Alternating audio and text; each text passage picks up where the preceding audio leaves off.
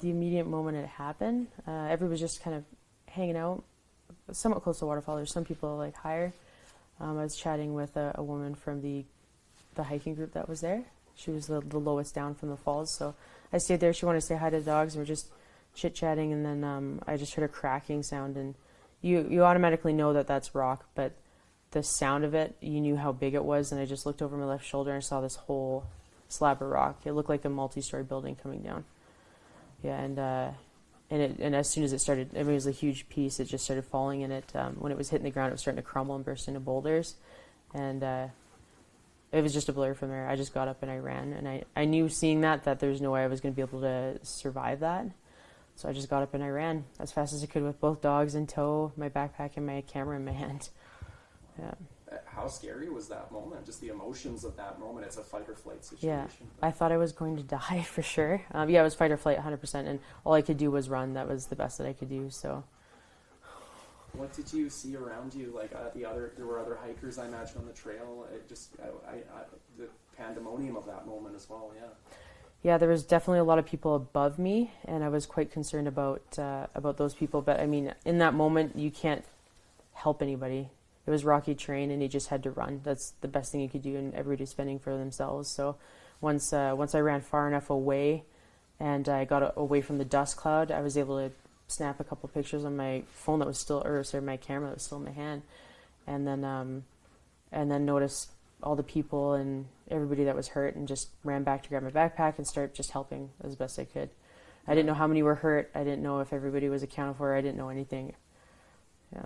Do you know how many people were on the trail at the time, even or if you had to... Like, it's a long trail, but up there by the falls, hanging out, I want to say maybe 15 people or so. Like, I'm not really sure, because I didn't count. Some people were there, some people left, but like the core group that stayed was closer to, I want to say, like 8 to 10 people probably. Yeah. Did you see anybody get hurt or in the situation? Oh yeah. Yeah, like when the dust was settling and I was walking back up to see who needed help, a guy walked by me covered in blood, and he was just kind of mumbling and moaning in pain, but he was walking, so I knew that was good. I walked up to where I saw people sprawled out, and there was a lady wedged between rocks, somebody unresponsive on top of a boulder, and it was just complete panic and people trying to help them. Yeah. How are you doing in this moment? Just like...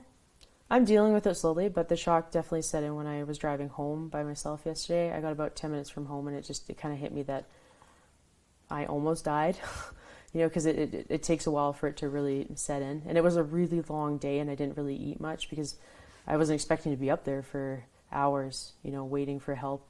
So I'm dealing with it okay, and I think it's just going to take a few days.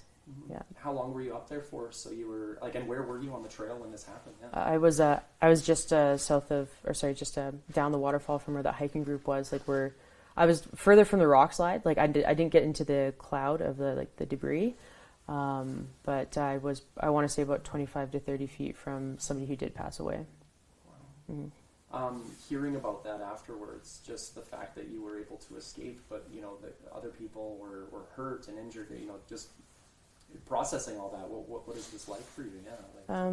Initially, I feel like I dealt with it pretty well when I was up there, just trying to help as best I can. But now things are kind of starting to set in, and I'm tired. Not sleeping very well right now, but I'll just take some time for myself, and I honestly hope that everybody else is going to deal with it okay and get help. Had you been to Glacier Falls before? Or? That was my third time up there.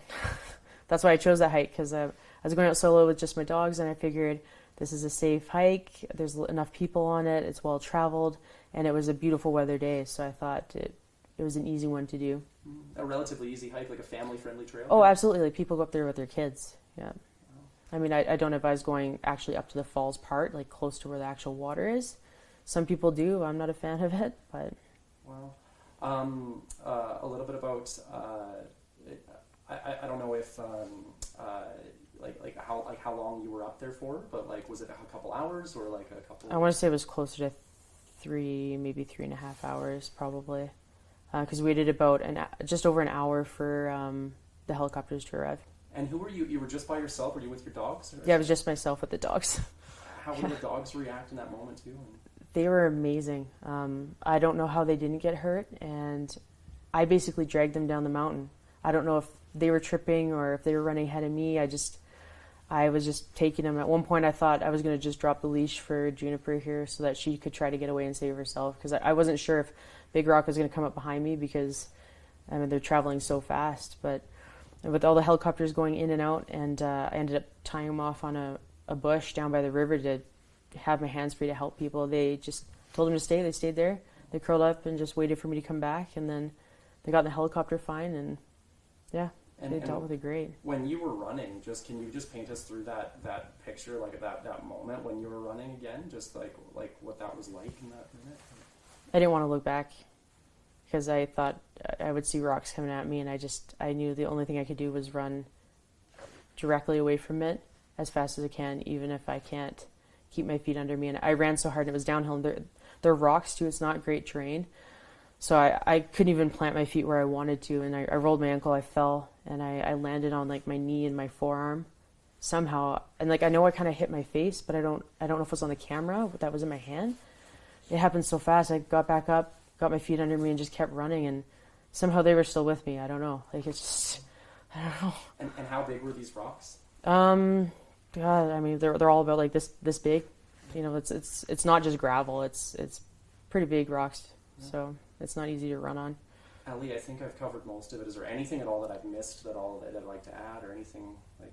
Just for me, I personally really want to thank everybody that stayed up there. You know, that helped everybody in any way they can. Even if they didn't have a first aid kit, they provided kind of like emotional support to the people that were hurt, and to all the first responders that flew in and helped everybody out. Yeah. Any message to those, that hiking group, really quick? That they lost somebody up there. Yeah, there were a few hugs shared and words, between everybody there. But I really hope they take care of themselves, because that was not an easy thing to witness, and to just be enjoying the day and then have that happen. Mm-hmm. So I really feel for everybody, and I hope they have the support they need.